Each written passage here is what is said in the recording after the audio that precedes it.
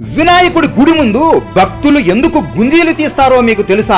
ఒకరోజు వినాయకుడు పార్వతీదేవితో అమ్మా నేను మామయ్య ఇంటికి వెళతాను అని మారాం చేస్తుంటే సరే వెళ్ళిరా అని పార్వతీదేవి అంటుంది. గణేశుడు ఆనందంతో విష్ణువు లక్ష్మీదేవి ఇంటికి వెళతాడు. గణేశుడు వచ్చాడు కదా అని విష్ణువు లక్ష్మీదేవి ఎంతో ఆనందపడి రకరకములైన పిండి వంటలు పెడుతూ గణేశునితో ఆడుకుంటూ ఉంటారు. అలా మధ్యాహ్నం అవుతుంది. విష్ణువు లక్ష్మీదేవికి నిద్ర వస్తుంటే విష్ణువు సుదర్శన చక్రం పక్కన పెట్టి నిద్రపోతాడు.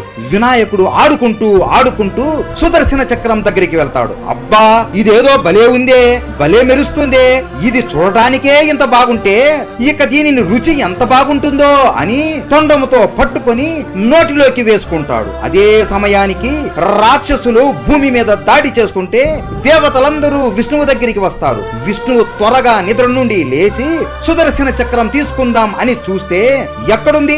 ఎంత వెతికినా కూడా సుదర్శన చక్రం ఉండదు. ఒక పక్కేమో దేవతలు ఏడుపులు, ఇంకొక వైపేమో రాక్షసుల అరాచకాలు. విష్ణువుకు ఏం చేయాలో దిక్కుతోచక ఎక్కడికి పోయావు సుదర్శన అని గట్టిగా అరవగా స్వామి కాపాడండి అయ్యా నన్ను అని గణేశుడి కడుపు నుండి అరుపు వినబడుతుంది. ఒరే గణేశ నా కొంప ముంచావు కదరా నాయనా, నీకు దండం పెడతా, తొందరగా సుదర్శన చక్రాన్ని బయటికి వదులురా గణేశ అని ఎంత బ్రతిమాలినా గణేశుడు మాత్రం మాట వినడు. అప్పుడు శివుడు అక్కడికి వచ్చి విష్ణువుతో నవ్వుతూ ఇప్పుడు నీకు కావలసింది గణేశుడి దగ్గర ఉంది, నువ్వు గణేశుడిని మెప్పిస్తే వాడు నీకు కావలసింది ఇస్తాడు అని అనగా విష్ణువు వీడిని ఎలాగో అలాగా చేసి బాగా నవ్విస్తే పొరమాలి చక్రాన్ని బయటికి వదులుతాడు అని అనుకొని చేతులు చెవుల దగ్గర పెట్టుకుని గుంజీలు తీస్తూ గణేశ సుదర్శన చక్రాన్ని బయటికి వదులురా అని అంటుంటే ఏంటి మావయ్య ఇంత వింతగా చేస్తున్నాడు అని చూసి నవ్వు ఆపుకోలేక గట్టిగా అని నవ్వుతాడు.